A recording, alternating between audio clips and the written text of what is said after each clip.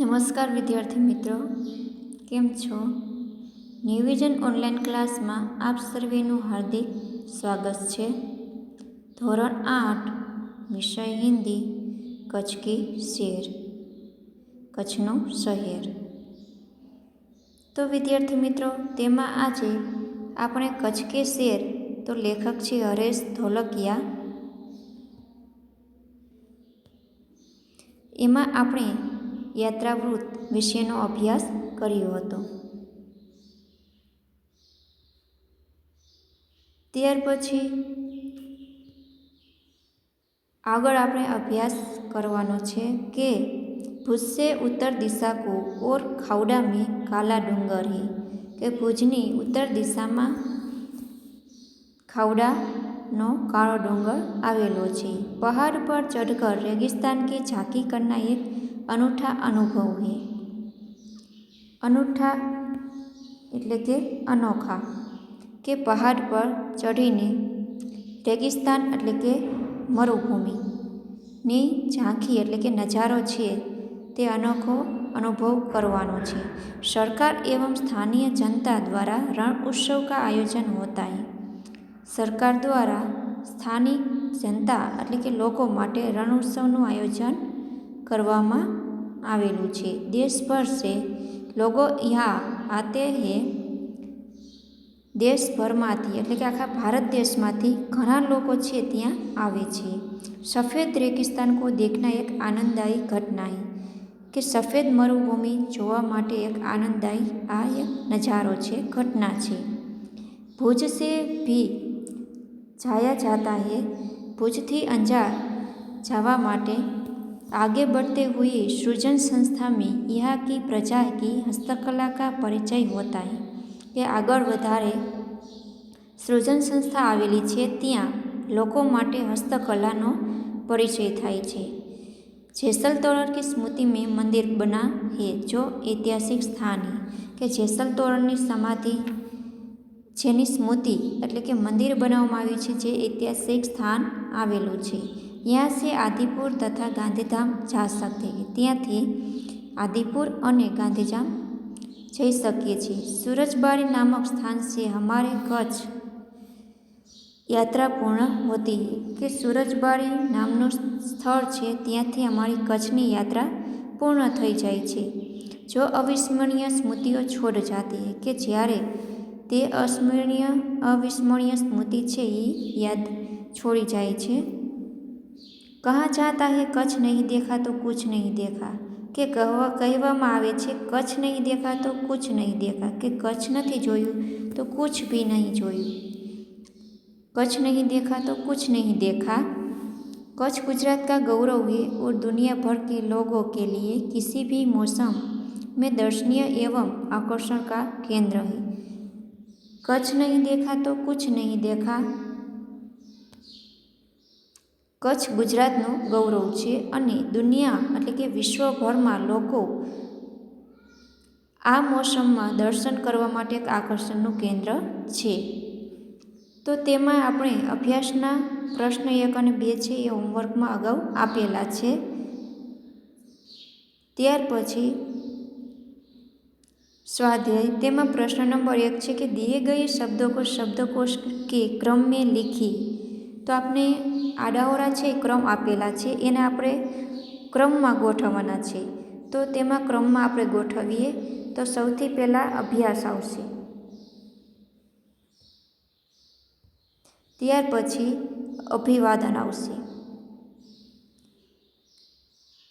ચિરાગ આવશે, મહકના, ત્યાર પછી વિનય, સંધ્યા, સંગ્રામ, शायर, हमदर्द और प्रगति. ત્યાર પછી છે પ્રશ્ન નંબર 3, नीचे दिए गए विशेषणों का वाक्य में प्रयोग कीजिए. તો પેલું છે દયાવાન, તો તેમનો વાક્ય પ્રયોગ બનાવીએ કે મનુષ્ય को सदैव दयावान बने रहना चाहिए. नंबर 2 मूल्यवान, शिक्षा मूल्यवान वस्तु है। कृपालु, भगवान भक्तों के प्रति सदैव कृपालु होते हैं। थोड़ा सा, जितनी भूख हो उससे थोड़ा सा कम खाओ। अच्छा, राम एक अच्छा लड़का है। सुंदर, माला ने सुंदर कपड़े पहने हैं। प्रिय, गणित मेरा प्रिय विषय है। प्रश्न नंबर 4, दिए गए परिच्छेद का हिंदी में अनुवाद कीजिए। तो आपने ये पेरेग्राफ आपेलो है, तेनु आपणे हिंदी में अनुवाद करवानुं छे। हिरण नदी की पश्चिम बाजुए सूरज दादा विदाय लई रह्या छे। हिरण नदी के पश्चिम भाग में सूर्य दादा विदाय ले रहे हैं। संध्या टाणे पक्षियों टोळा पोताना माळा भरी उड़ी रह्या छे। संध्या के समय पक्षियों का झुंड अपने घोंसले की ओर उड़ रहे हैं। माळो एटले के घोंसलो अथवा घोंसले। भैंसोनो टाक अने गायोना धन पोताना मालिकना घर भरी रह्या छे। भैंसों का समूह और गायों का समूह अपने मालिक के घरों की ओर बढ़ रहे हैं। त्यारे झरमर झरमर वर्षानी शरूआत थई रही। तभी, त्यारे एटले के तभी झीम रिमझीम वर्षा की शुरुआत हो गई। सौ असह्य गर्मी थी पीड़ामांथी मुक्तिनो आनंद लई रह्या हता। सभी असहाय गर्मी की पीड़ा से मुक्त होकर बारिश का आनंद ले रहे हैं। मात्र मानव ज नहीं, पशु पंखी अने जीवजंतु पण साता अनुभववा लाग्या। मात्र मानव नहीं, पशु पक्षी भी और जीवजंतु भी शांति का अनुभव कर रहे हैं। प्रश्न नंबर 5 के अपूर्ण कहानी पूर्ण कीजिए, एटले के अधूरी कहानी छे ए पूर्ण करवानी छे। तो विद्यार्थी मित्र, हूँ तमने अहींया ई कहानी छे ए कहूँ छूं अने समझाऊँ छूं। एक गाँव था, उस गांव में एक गरीब किसान रहता था। उनके 2 बेटे थे।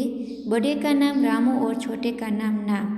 के एक गाम हतुं, तेमां गाममां एक गरीब किसान रहतो हतो।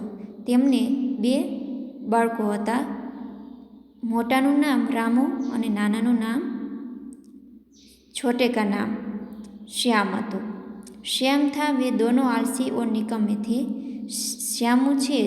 श्याम हतो ते आळसी अने गाममां आळस करतो हतो। जब किसान बूढ़ा हुआ तो उसे बेटों की चिंता सताने लगी कि बने बाळको छे तेमनी पोते किसान वृद्ध थया एटले तेमने चिंता थवा लागी। एक बार किसान बहुत बीमार पड़ गया।